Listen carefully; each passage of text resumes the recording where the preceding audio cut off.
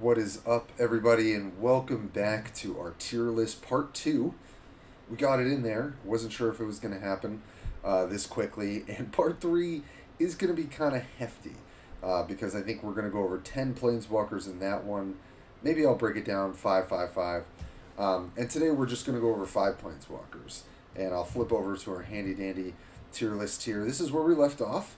We started with going over how these old hats like Domri and Liliana are doing, with some new, kind of aggro all stars emerging, and our new planeswalker Yanling, and kind of where I'm feeling that she's at. And loved all the comments from y'all. It was great to just hear a little bit of your initial impressions, right? This is just my take, right? So I love to hear from the community, like what you're seeing, what you're experiencing. Even I want to shout out one of the folks who commented, like, Domri seems really good. Why is he not S tier? And it's a fair question. Like, I have one deck in particular we're going to talk about tonight that I think is really powerful. And it's not that it's necessarily more powerful than Domri, but I think it's just, it might be closer to S tier than Domri because I think it's really addressing the meta in, like, such a dynamic way. And I think it's really addressing some of the best decks in a really effective way. So I'm not going to put anything on S tier quite yet. I think I might have mentioned that in the last video just because it's early stages, and I don't know that there are any, like, standout decks that are just like the absolute best against the field, which is kind of, that's how I judge S tier. It's something that can get a 70. I think even Teferi at some points, 2 patches or 1 patch ago, could get up to 80% win rate with enough practice. Like, that to me is an S tier deck. At least the data that we got from Team MTG for Domri didn't quite go with that. I think it was a 56 to 60% win rate, which is still really good. But it wasn't, like, as dominant as you might think. But who knows? Maybe when we look up after this patch and we've got our data and we're looking at it, maybe Domri is just, one of those who's peeking out of the crowd. But I think we are going to talk about 2 decks that can really contend him tonight.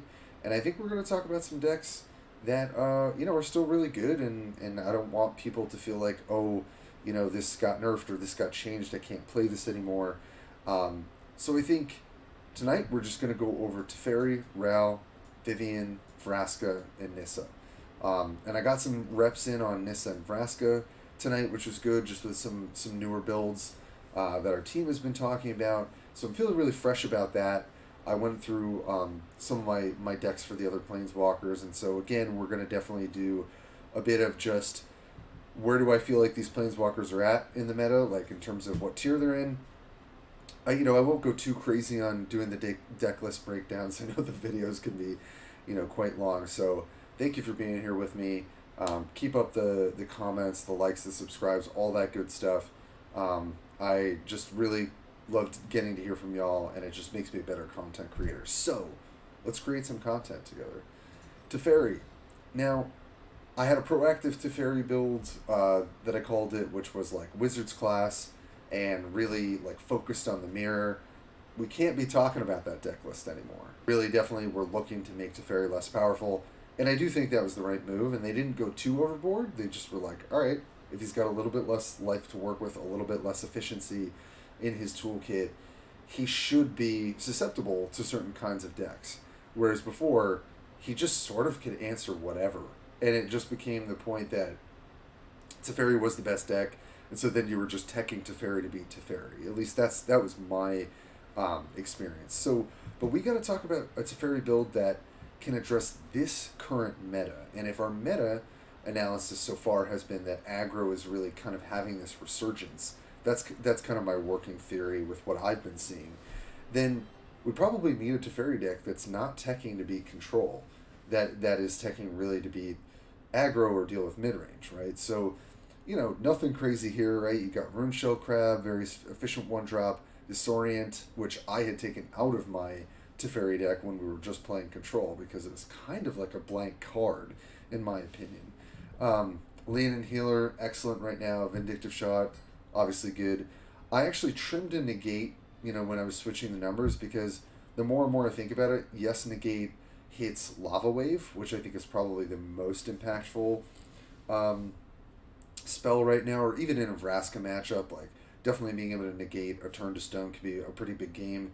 But I think it's not super good against most of the field right now. You just need to be dealing with creatures, right? So prepping a trap like Vindictive Shot is going to be a lot more impactful right now than prepping Negate. I think Snapshell Turtle can be back in fashion. 2/4 for 2 base rate is just a good defensive creature, and then it's really easy to get this to pay off even more with cards like Disorient. And even if you trade some of its health, then you can Leonin healer it back. It's live still just a really good way of turning the corner when you're playing Teferi, and that did get nerfed down to a 1/1 instead of a 2/2. So we got a little bit of hurt there. Teferi staff was not changed, which I was kind of surprised about. So it's still just very, very powerful. Immolating Glare, efficient, absorb, only heals for 2 now. And you're gonna feel those healing effects when you're getting beat in the face by Chandra and Nahiri. And man, I played I think it was a Vraska game playing against Nahiri, and although I was able to gain some life with a really key card that we're going to talk about tonight, especially into an aggro meta, there were just turns where they were able to deal like a chunk of 10. And I think if I wasn't playing a specific build, it was going to be pretty hard to keep up. So I think Teferi does have to really respect some of these more efficient aggro decks when he's got just strictly less life to work with. I think Shell Game is still obviously, I wouldn't call it a necessary evil. Like it's a pretty efficient card, but it's a necessary evil against Liliana.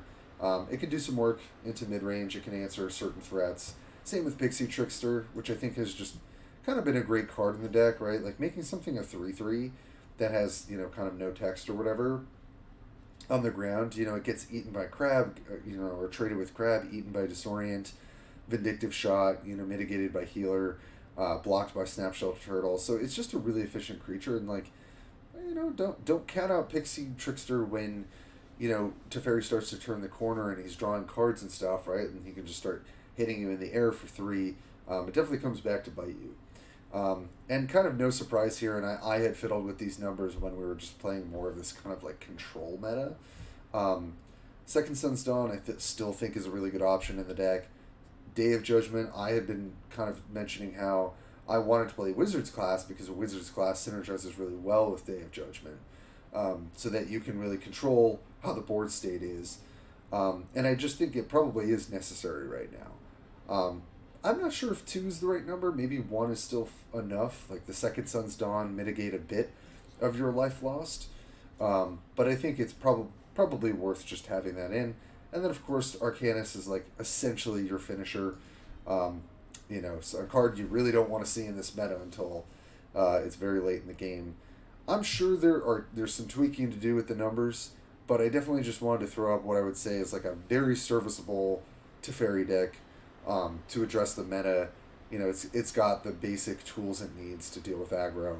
And who knows, maybe there will be some other tech that's even more efficient that comes along. But I think if you just fired this up, I think you're going to climb. I think you're going to get points. I think you're going to be able to handle aggros. Sometimes. I don't know that it's good enough to handle every aggro draw, but it's certainly competitive. And I think when we think about the tier list, I'll swap over here real quick. I think where I would put Teferi, is I think it did take a bit of a hit. I do think that Domri and the aggro decks have a bit more going for them these days, and I don't know that Teferi is necessarily strictly, answering them in the best way.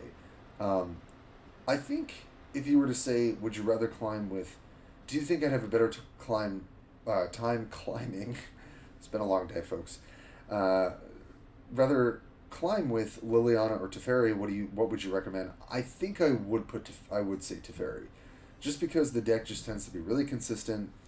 It's still just really powerful. You can, if you're a good Teferi player, knowing when to pressure, knowing how to control the board, all of that sort of stuff. I do think that he's a bit more powerful than Liliana.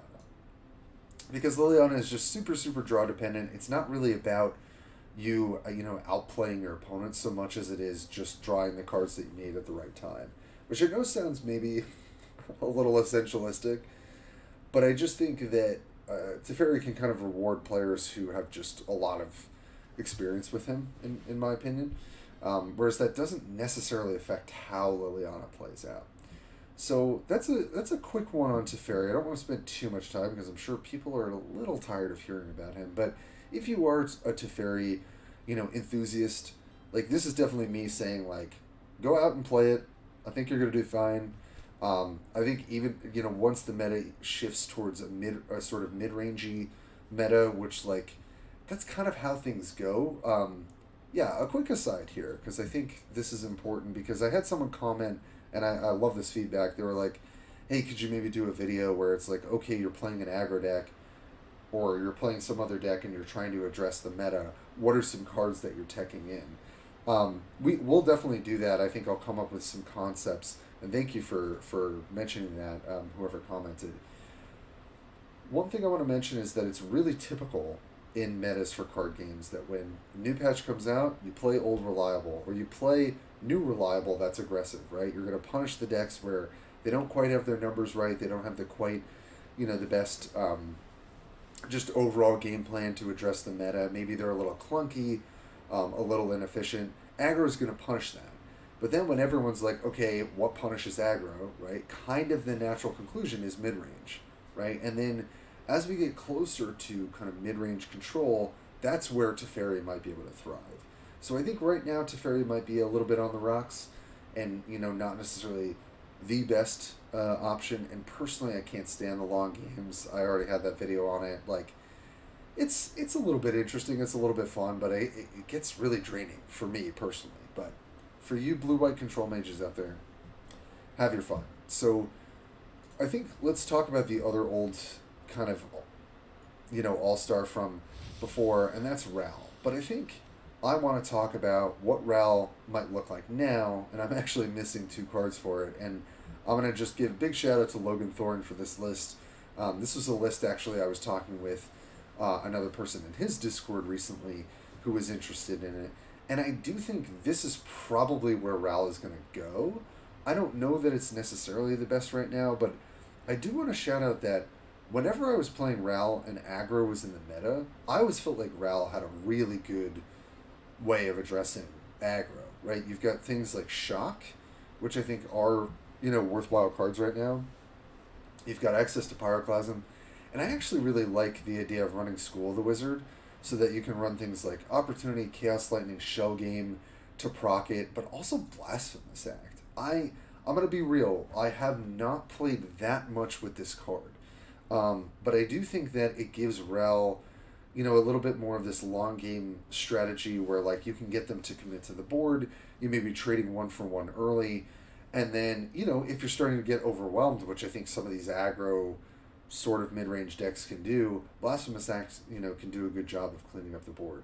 Now, I have not gotten to play with this specific list, but I trust Logan. He's one of the best in the business. And so I think, the idea behind this deck is very sound. You've got your early interaction with Runeshell Crab, Shock. Obviously, you have Thing in the Ice. You've got Snapcaster, which, even if you're going Snapcaster Shock, that can be incredibly powerful in an aggro meta. And then you've got, your kind of freebies of Ether Figment in here. Although I think, maybe Isochron Scepter deserves to be in this list. I think maybe some of the numbers got moved around. So you can get your free Figments in that way. But you can also, get them off of your Spark of Genius. And then you're just your kind of regular old card advantage, some of your spot removal. I think that Rel has a lot of tools in red-blue to address aggressive decks. So, and from what I've been hearing from my teammates, and I'll say this for myself, I have not played against Ral at all. Like here and there. So I think the deck has kind of also just fallen out of favor. Like I think, it had a huge heyday in December. We're now in February, and I think probably people are just like not as interested in playing it, and that's fine.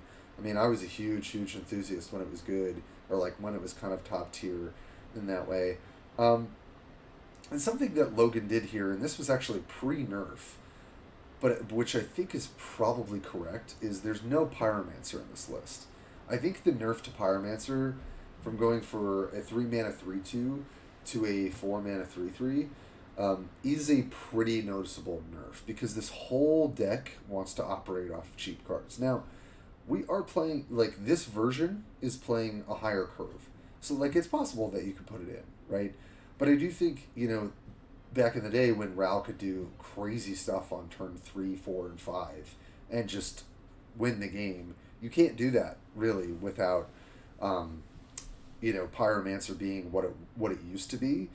You can still have explosive turns with Thing in the Ice and Magnum Opus, but I think the deck has lost a little bit of its luster, and aggro decks have gotten better enough that, Chandra and Nahiri can definitely match what Ral would normally be doing. So I do think, my general feeling, just hopping over to the tier list here, is that Ral is still very viable. I do think that you kind of need to account for him slowing things down, playing more of this kind of mid-range / control version. I do feel like that will probably be a bit more successful, because sometimes you have the option to be explosive. And I would say out of 1, 2, 3, 4 popular planeswalkers that have ruled the meta, I think, would I prefer to play Ral over Liliana? Yes. Do I think it's better than Liliana? I'm actually not sure, because I do think Liliana wasn't really nerfed in this patch, and Ral did receive the nerf with the Pyromancer, and I think just might not be able to keep up with some of what the other decks are doing at the moment. Domri, I think, has always had a favorable matchup into that matchup, so if you're seeing a lot of Domri, certainly, which I think a lot of people have talked about, I don't really think you should be playing Ral. But I do think it's a competitive deck. It might be closer to B tier. We'll see by the end of this video after sorting all the these other 3 planeswalkers. But I still think he's totally serviceable, and can win games for sure. Because sometimes you do have those busted draws. So that is Ral, and I think I would like to keep things moving and just hit up our just good old beastie green girl, Vivien. And this is the version that I'm playing. There's only one card that I'm going to spend some time talking about, but Vivien, I think, just kind of continues to be this deck that, I feel like I'm still learning about and capitalizing on, and you can build so many different ways, but I've really come to love this particular list. Shout out to Boss MTG. He knows what he's doing with a lot of deck building. But I just feel like he's been on this sort of version of this list for a very long time, and I do think that it just really has the legs to get across the finish line when it comes to aggro and against mid-range decks. I do think that Vivien is not favored against Domri, because you can't really interact with Lava Wave, right? But you can definitely match Domri, and if you are getting good upgrades and you're using Grudge Match when you need to on in good ways. Same with Uvenwald Tracker. I've definitely had games where Vivien just basically eats their board, and you've got a couple weaker creatures on your board, but they have nothing. And if you're playing Gaia's Cradle, if you're crippling their creature count before turn 7, or basically by turn 7, it's going to be really hard for them to go over the top of you. This deck definitely takes some getting used to. It takes some learning how to sequence. Is it better to play a 2-drop and my 1-drop here, my Birds of Paradise and my Colonian Tusker, or is it better to get an upgrade and do that? Is it better to go double 2-drop, or is it better for me to go, just drop my 4-drop? Should I upgrade? Should I not? There is a lot to think about, because I think you give yourself a chance at certain really good play patterns if you get the right upgrades, but also you want to just say, okay, how do I have the most efficient turn? How do I have the best, use my stats to my advantage? And speaking of stats, because I won't go through everything here, which I did in my Vivien video, so check that out if you haven't seen it. Pasture Prowler. This got buffed from a 2-mana 3/4 to a 2-mana 4/4. And I'll say I don't have a ton of reps with this card in this deck, but it just makes sense to me. A 1/1 is really inconsequential when you think about Vivien's creatures. And the other thing that I think is important is that basically what this card says is you get to play it at worst a 2-mana 3/3, right? Because if you count the sheep being able to block it, it's at worst a 2-mana 3/3, but you're playing Vivien, and 2-drops are already really good for you. Because often you could be a play pattern of like upgrade turn 1, play a 2-drop turn 2, upgrade, play a 2-drop turn 3, right? And Pasture Preller just has a lot of stats to work with, whether you give this a stat boost, flying, sneak, armor, and I won a really close game against Domri when I was able to get, I think it was Domri or Vraska, where I just got armor on 2 of my Pasture Prellers, which just negated the sheeps that could block them. And it just worked out really well. So I think the card's worth a look. I'm not going to say that it's like, a huge upgrade to Vivien, or that it's a card that we should all be really considering in the meta, but like obviously a 2-mana 4/4 on defense is pretty good when people are running cards like Channeler of Might, which is basically the best 1-drop right now, and there are multiple green decks running around with it.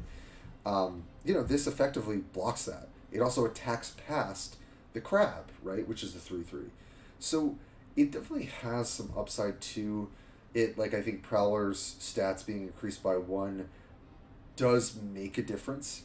The +1/+0, and I think that he deserves kind of a chance in this sort of setup. And I'm kind of excited to test a little bit more with it. But again, the real premise here, right, is you use Birds of Paradise as a way to gain some life, get a little incidental mana. You've got Treetop Lookout for the important turns. Tarmogoyf, which benefits from, the spells off of Stoneforge Mystic. I did cut Vivien's Bow because when I was like, okay, Vivien Bow is not good into aggro, that does hurt Tarmogoyf a little bit, but I felt like that was kind of an okay trade-off.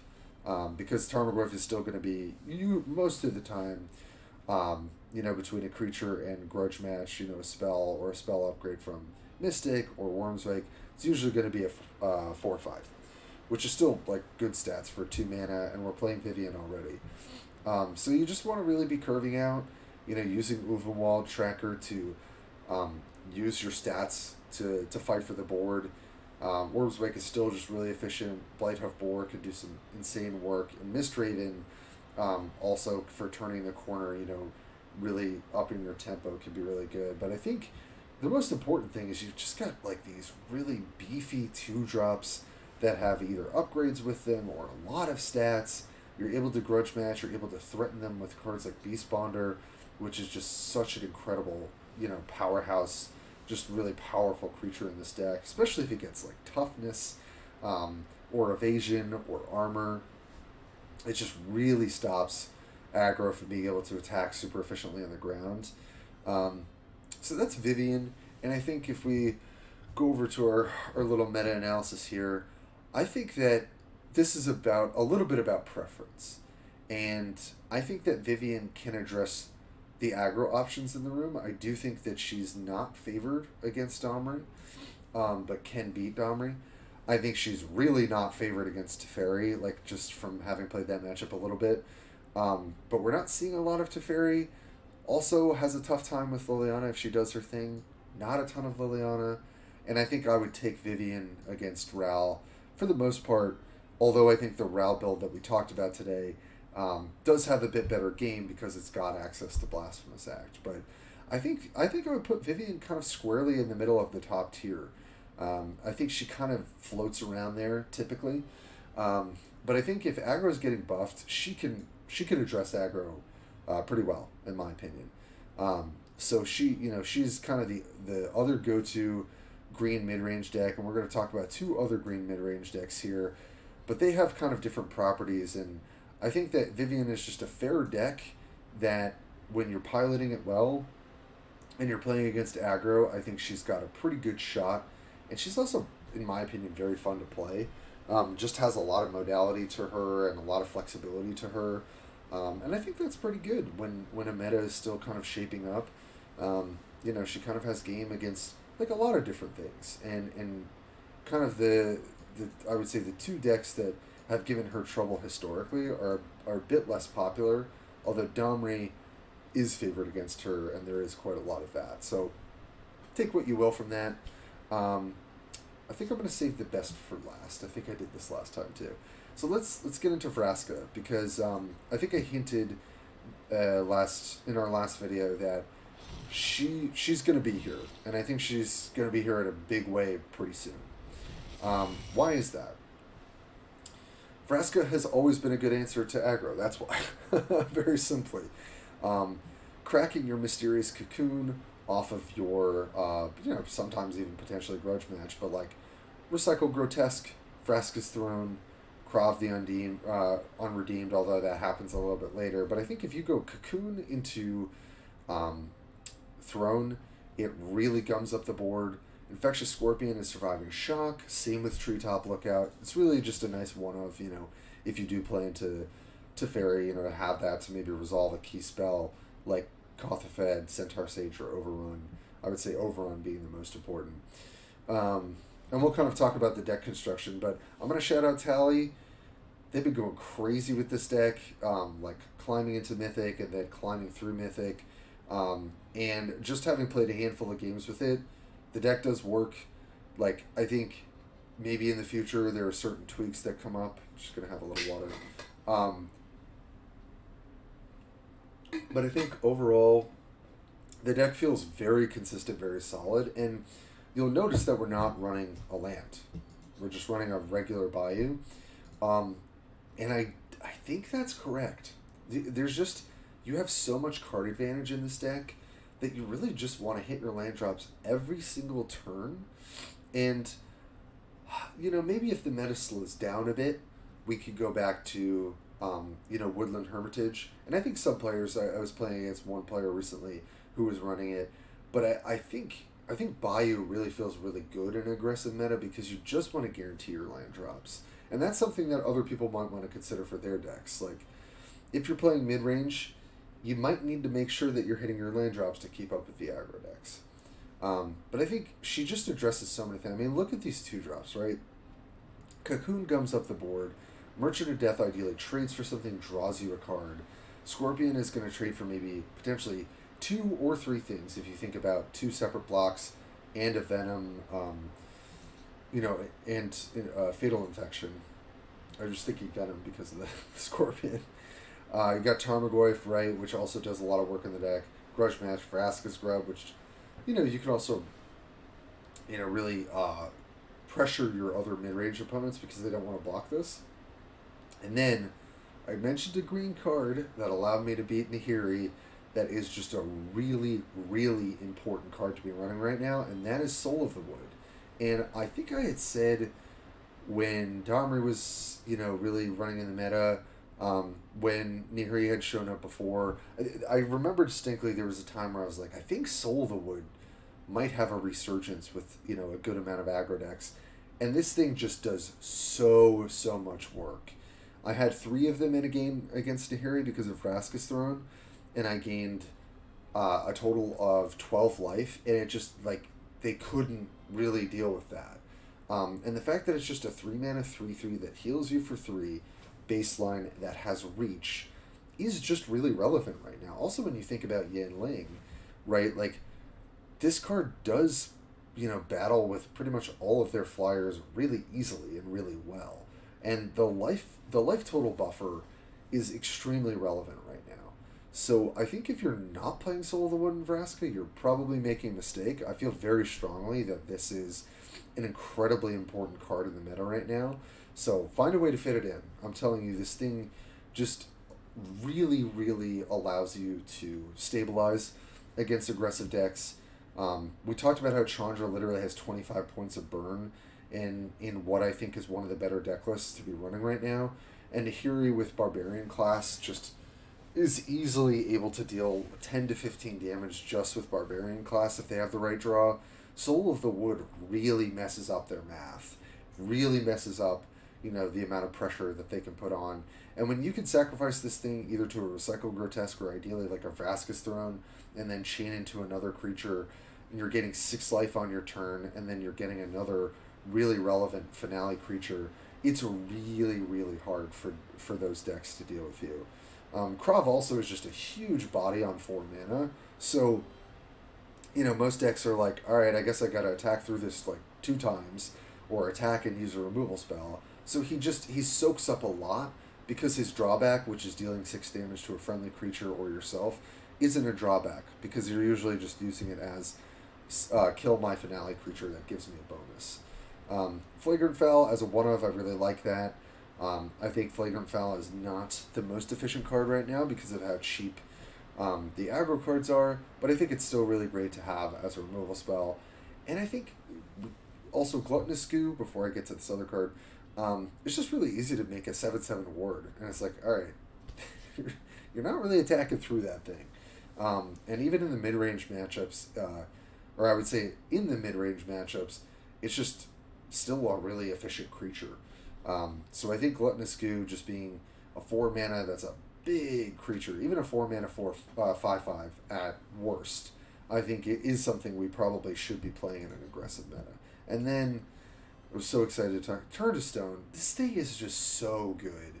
Not only does it get around, finale triggers and like other certain interactions of the board, certain cards that have certain effects. Just be able to take their best creature and then you get a 2/2, right? This thing is just so good at addressing aggro, right? I mean, it does cost 5, so you do have to make sure that you're curving out how you do. But Turn to Stone is just one of the best answers to an aggro deck, right? Like, let's say you're on the draw, right, and they play Minotaur on their, I don't know, their turn 4 or something, and you've got an extra mana gem. You just get to kill their creature, basically yoink it into a 2/2 that can block something else. I mean, you can't really ask for much more, and it's a house in the mid-range matchups, right? Because you're probably taking something that's a really good creature and turning that into a 2/2. Kothafed, I do think it is just still worth running. At times I've been like, is this efficient enough? Does it do enough? In aggro, I'm playing this and dealing 4 damage. But the reality is like, you just play this when you can, like when your life total is high enough, when it might just close out the game, if you get +6/+6. I would say more often than not, you're probably going to play it and draw cards, especially in mid-range matchups. Like I did that, I think, against Domri. And sometimes if you know they have answers to flyers, right, or some way to bounce them or something, you don't want to just play it, pump itself, and then it gets bounced to your hand. So it's probably just almost always best to deal 4 damage and either get 3 mana to play something else, or deal 4 damage to yourself and draw 2 cards. And I think Kothafed is still just like a really efficient card. Centaur Sage, I think, is just good for the mid-range matchups. It's probably just, I think the idea of having it as a one-of is correct. Just to even be able to go Centaur Sage into one of your various 2-drops is a great turn on 8 mana. And then I think I've kind of felt like Vraska should run Overrun for quite a while, because a lot of the times, and y'all will probably notice this in your Vraska games, you can chip in with Merchant of Death, Infectious Scorpion, and Vraska's Grub early, even Soul of Wood, because they don't want to give you the value on your finale. So oftentimes what I'll find is like you're kind of matching your opponent in how much damage you're doing when they're trying not to give you value. And then what that allows you to do is then they're kind of in the teens in terms of their life totals without you really doing much. And then you just overrun and you just win. For high power creatures like obviously Krav, who does have trample already, but like specifically Gluttonous Goo, right? It's a 7/7, then it gets +3/+0 and trample. I mean, you're just hitting your opponent for so much damage. Same thing with Tarmogoyf. So I think it's a great just one-of. Again, I really like these one-ofs at the top end, because you don't really want to see these, obviously, in an aggro meta. But like when you play against certain mid-range decks, when you're trying to turn the corner, all of these cards just having as a one-of, I do think is kind of the right deck construction right now. You might want to shift different numbers around when the format likely will slow down.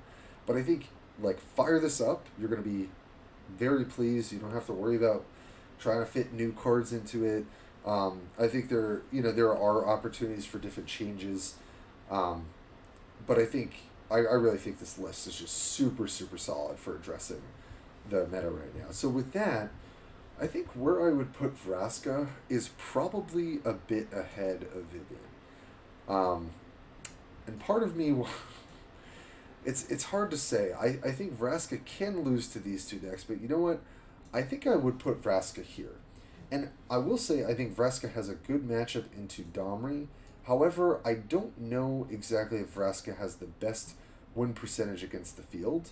So I'm still going to kind of give the top title here, leftmost being what I think is kind of the stronger deck. I think I still kind of feel that Domri is still just really, really powerful.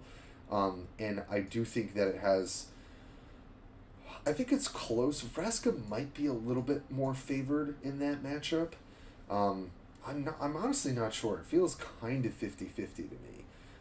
But also Tally has told me that they specifically have had a lot of success against Domri. So, but I would say my take is I think these are really close for kind of the best green decks, or just I would say the best overall decks to address an aggressive meta. That's kind of where I would leave these. I think this last one might really, I don't know if it's shocking, but we're going to talk about Nissa, and I'm going to give her a little bit more time than these other Planeswalkers. And then we're going to call it a day, we're going to call it a night, and I appreciate you all sticking with me. Nissa. I am not a Nissa player. I'm not super interested in playing Nissa, but I will say I had a lot of fun with this recent build. And there are a couple builds that our team has been working on. I will say we've got a bunch of Nissa enthusiasts on the team, which has really helped me out in shaping like my own perception of like, well, Nissa was just a combo deck. Like, how can that be really good against aggro? But I think the deck we're going to talk about tonight has just a lot going for it, and I got to play some games with it today, and I don't know, I might have a new favorite deck. I mean, Domri's always kind of been there for me, but this deck is just doing some stuff that I think is really crazy, and just I love the construction. I think there's one card that I might shift around we'll talk about, but overall I think if you have these cards, and I know some of these might be hard to craft, so I don't expect everyone to be able to jump in and play this deck, but I think if you get even close to this deck construction, I think you're going to find that it's pretty successful. Okay, why am I kind of hype about Nissa?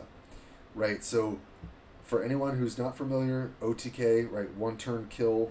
The combo is you hasten to give your Strahd haste, right? It sets both players' life totals at 10. You give it haste, it's a flying card. You're trying to make sure they don't have flying. You deal 10 damage, you kill them. Yeah, I just want to make sure everyone kind of knew, like, that's where the name comes from, that's what it is. But this is an updated version. And there are plenty of updates that I think have made this deck so much more consistent. And that, this was in the first kind of combo deck on the scene. Before Liliana came along and kind of took the mantle of, like, let me drop a huge creature on turn 4. This kind of does... OTK Nissa always kind of did the same thing, but you had to live enough to have 12 mana, because you needed, 10 for Strahd, 2 for Hasten. And I think the deck has just taken on way more than that. It is much more than just a combo deck that's a one-turn kill. It's like basically like a weirder mid-range deck, like sort of in the brand of Vraska, I would say, where it can address some of the aggro components pretty well. It plays mid-range really well, and it goes over the top of mid-range in a way that even Domri doesn't. That's kind of my opinion, because yes, Lava Wave is one of the best things to be doing. Same with Craterhoof Behemoth. But also imagine you're playing Primeval Titans, which can live through the Lava Waves. You get access to Day of Judgment. You've got Crush of Worms. You've got Primal Summoning to find your Strahd, to play it for 1 mana less so that you can get that OTK. I think, to not to let the cat out of the bag too much, but I really do think that this is kind of going to be the deck to beat. And I know if you've been playing against my teammates, shout out to them. I think you've probably been seeing Nissa quite a lot, and I think there's a good reason why. So let's get into a bit of the nitty-gritty. And then I have so many videos I got to get out for you guys, and I'm hoping I can do it this weekend of just individual decks, how they play and why I would recommend them. And hopefully today, at the very least, gives you a little bit of that insight. So, Channel of Might. 1 mana 3/3 that can attack or block reliably. It's just super efficient. It's just a really great card. And just in this deck in particular, it's really, really easy to turn on. Birds of Paradise, always good for decks like this, right? You're gaining 1 life off of the Fragile Mana Gem because of Nissa's passive. You're getting a blocker. It's, all upside. Now, this is a card that Teleria was specifically one of my teammates was talking about and wanted to test and, I think has liked, because Vindictive Shot can be a really efficient early removal spell for like 2s and 3s. Some people might say, oh, why don't you just play 2 Day of Judgment, like that's going to be better. But I do think Vindictive Shot is just a really efficient card. And I think it deserves to be looked at for one of the color slots in Nissa. So I've been trying it out, and so far I've been pretty pleased with it. It also just synergizes with Hermit of the Flock and Gatstaff Agitators, which we'll get to, because they're werewolves. So setting a trap for 2, inherently you're going to have 2 unused mana, and they're seen by the wolves in the Wolves Flip. Hasten, you're still running the OTK combo, right? Just 1 of each, that's standard. Treetop as a 1 of... Ooh, sorry, skipped it over. Scion of Ashaya got a buff, right? It went from a 1 mana 1/1 that then gets all the buffs to a 1 mana 2/2. Just makes the card a lot more efficient to play early, right? It's a 2 mana 3/3. It's a 3 mana 4/4. If you've got the Fragile Mana Gem, it's really easy to play this thing early just to blank any of their kind of bigger or more mid-range creatures, and it's also a way to turn the corner at the end of the game, right? You just drop like a very easily 9/9, 10/10, 11 something Scion of Ashaya, and the thing can do a ton of work at the end of the game. So that was a buff to Nissa, and I think that is one that we definitely noticed. Treetop Lookout, it's nice to be able to play this as a 1 of, either as an early card or a way to make sure that your combo lands, right, if there's something that might be able to disrupt it. Rampant Growth, signature card, just obviously really good. 2 mana, get that empty mana gem. Grudge Match, I like as a 1 of. Again, just, kind of a nod to having early interaction to deal with aggressive decks. 1 Gatstaff Agitator, I think, is probably right as well. Not really great in an aggro meta in certain ways. I mean, Domri makes really good use of him, but so does this deck. And I would say, you're really thinking about this card as a 4-drop, right? Because that's when you're going to be able to flip it, is when you have at least 1 unused mana gem comes into play, gets you the second one, flips, and just be able to gain 2 life and get 2 mana gems off this card. It's obviously really synergistic with what, Nissa is doing. Hermit of the Flock, I will say it till the sheep come home here. This card's just really good in aggro meta. It's just a really efficient blocker. It's got 2 bodies, and then flips, gains you some life, becomes a 4/4. I was playing against Domri earlier, and I had 2 of these out, and I just took, I think it was 8 damage from a couple of their creatures, and then just on 1 turn, I'm like, all right, cool. Now I can afford to flip them. I gained 8 life, and then had 2 4/4s and 2 1/1s. The card is just really helpful with trying to stabilize against aggro, and I think it belongs in this deck. Same with Draga Druid. It's 3 mana 3/4, good rate. And then, usually the play pattern is you play this, then you play your Birds of Paradise. Gain a life, draw a card. And it's just, basically a mini, Centaur Sage, right? Except you just get it off of different cards. Shrine, of course, you're going to be running. And, I think if you're playing this deck and you're like, all right, they're kind of developing their board, but I can afford to take a turn off. Or I could play like a 2-drop or a 3-drop. I think you do want to play Sylvan Shrine because just, the more mana you have to work with, especially with some of these other 9-drops we'll talk about, you just take over the game so much faster. Daybreak Ranger, again, you've got at least, the Vindictive Shot that synergizes. You've got Birds of Paradise to get those Fragile Mana Gems that's synergized. It's just a really efficient creature. I mean, even playing it on turn 4 without the Fragile Mana Gems, it's a 4/3 reach ward that they can't interact with and potentially blocks, what you need it to. And then you can flip it on your turn if you need to kill that creature. So I think just Daybreak is obviously a really efficient green card, as we've seen. Vine Snare Hunter. Now, you might be like, haven't seen this card in my life. Wouldn't blame you. It is a good rate, 4 mana 5/4 reach, and its debut just happens to be pretty relevant right making all enemy creatures lose flying. Of course, this combos very well with Strahd, right? Because the idea is like, oh, if they've got a Birds of Paradise flying around, which if you're playing against Domri, they will, likely, or if other people have different not reach creatures, flying creatures, sorry.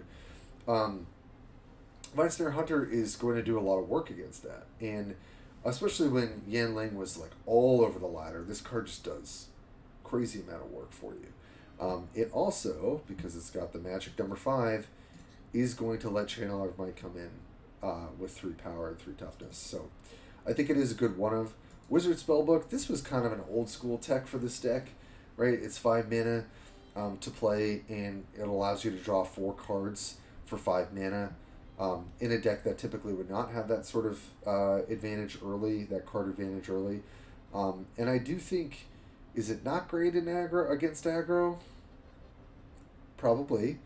But I do think you've got enough tools to deal with aggro early that, you're probably not playing this on turn 5. You're probably playing it on turn 7 or 8 when you're like, okay, I've stabilized, and now I can spend, the majority of my turn just drawing 2 cards, and then the following next turn I'll draw another 2, getting closer to my OTK combo, or just digging for what I need. And I think it does that really well. Speaking of buffs, Prime Time Live being a 7/7 is a huge game. It survives Lava Wave, a card that is really dictating the pace of, a lot of the meta right now. It comes down, gains you a life, gets you a mana. It attacks, gains you a life, gets you a mana. It being a 7/7 though, really I think brought this card to be playable in the meta. I think a one copy of Day of Judgment, very appropriate. And now Primal Summoning, this card's just such a house in this deck. Being able to draw 4 cards, it's really easy to get to 9 mana, and then you could either play your Strahd for 0, discounted by 1, and hasten it, or you just play your Crush of Worms, right? And it allows you to dig, which is really important for the deck. And 9 mana is like pretty easy to get to, even in aggro meta, because you have a lot of ways to bolster your life total, and one of the biggest ones is Sacred Sanctum. I do think that this land is really important for giving your deck extra life to work with to be able to close out the game. And then of course we got Strahd all the way at the end here. Had a really close game against one of my teammates where basically I just tried to dig for him, resolved him, lived through their attack, and attacked them back and won. It is just going to do the thing. So the deck basically gets to play as like kind of this like kind of weird but specialized mid-range deck that has some of these synergies, kind of like Vraska, but then you just go over the top with cards like Primal Summon and Crush of Worms and Strahd. Now, I will make a note of something. Crush of Worms does not survive Lava Wave, right? So I don't want anyone to be like, okay, well, I still can lose to Lava Wave. That's possible. There are not a ton of ways to play around Lava Wave, but for the most part, it's one or a total of 2 cards in their deck, and if you're resolving a Crush of Worms early on, or especially into other mid-range matchups, it's going to do the thing you need it to do. It's a strict card advantage on a creature. It's like a lot of beef that they're going to have to deal with. So that is Nissa, and I just feel like this deck just got a lot of bumps in, you've got a slightly buffed Ashaya, you got a buffed Titan, and I think Nissa specifically, I think, addresses Domri really well. And it's kind of like, the way I talk about Ashiok is like, it can be really tuned to beat control, it can be really tuned to beat aggro, or some variants of mid-range. I think Nissa is kind of similar in that way, where like this deck construction to me definitely is addressing aggro, but it's also still kind of jamming the combo in where you can go over the top of some of the aggro decks and mid-range decks, and particularly going over the top of Domri, which is really hard to do. But the fact that you do have Day of Judgment, which could wipe their board before their turn 7, which would really hamper their progress. The fact that you can get to Crush of Worms or Primal Summoning, or even the Strahd combo before they can close out the game, because you've got stuff like Paradise, Channeler of Might, Hermit of the Flock and Jiraga Druid to just really clog up the board and gain a bunch of life. I just think that the deck, although it's not very resilient to control strategies because things can be countered, it still can put out a lot of threats. The deck is just filled with threats, and I think even against, Vraska, I think you have a lot of ability to just gain a lot of life, not be super pressured by them, and then, at some point you just slam stride and you win. And I think the fact that this deck can kind of get away with, like, this mid-range strategy that just has a turn, a one-turn kill in it, is just really powerful. That's just kind of how I feel, and that's how I felt in the matchups that I've gotten to play. So I think without further ado, thank you all for tuning in again, and I hope that this was helpful. And I know we've got a lot of Planeswalker in the A tier, and honestly, I'm really happy to see that. I'm really happy that I'm not just pulling people down and saying, oh my god, we got these people in C, we got these people in D, we got one Planeswalker up here in S. I do think these decks are pretty close right now. That might shake out a little bit differently as we get through the meta. Maybe if we revisit the tier list in 2 weeks, which is kind of my plan, we'll see how these numbers have shifted. But I think I'm going to put Nissa here. And, at the start of the video, or like right before the video, I wasn't sure where I wanted to put her. I did want to put her at least over Vraska, although I think Vraska is a really strong option and can be stronger than Domri. I still think Domri is just a really consistent and powerful deck, but I do think Nissa not only addresses both of the best green mid-range decks, right, and if we include Vivien, but I think also it has a lot of tools to deal with the aggro decks. It can outlast, it can outgain life that they can't deal with. You've got Vine Snare Hunter to also deal with, Sky Knight Legionnaire and stuff like that. You've got a little bit of interaction and removal on the early turns. And I think Nissa, at least with the way we've talked about it on the team and the build that I was just able to run for a bit, I do think that it's really, really powerful. And just the way that it gets to play just mid-range, to beat out the aggro decks, and then it just gets to go over the top with Strahd against the mid-range decks. I think she really is quite a formidable deck that I will probably be spending more time looking at. It's tough. Like, I think, I'm really attached to Domri, so it's weird to, be like, well, I feel like he's the best deck, but I do think Nissa answers him. I've always felt that way. I always felt like Nissa and Liliana were the worst matchups for Domri. I still think that's true to today, and I think Nissa got even a little bit more consistent with all the work that our team has been putting in. And I think that the werewolves also have given her a bit more dynamic gameplay, and I think you could tweak her a lot, which is what's really... And Primal Summoning, too, I think really gave her, an extra set of tools to make the deck be able to close out the game. So that's where we're going to leave it today, folks. Thank you so much for joining. Please let me know what you think. I know it's a lot of information to cover, and I appreciate you all sticking with me. That's it for today. So good luck, good night, and we'll be back with, I think, the final 1 video or 2 videos before the end of the week. See you then.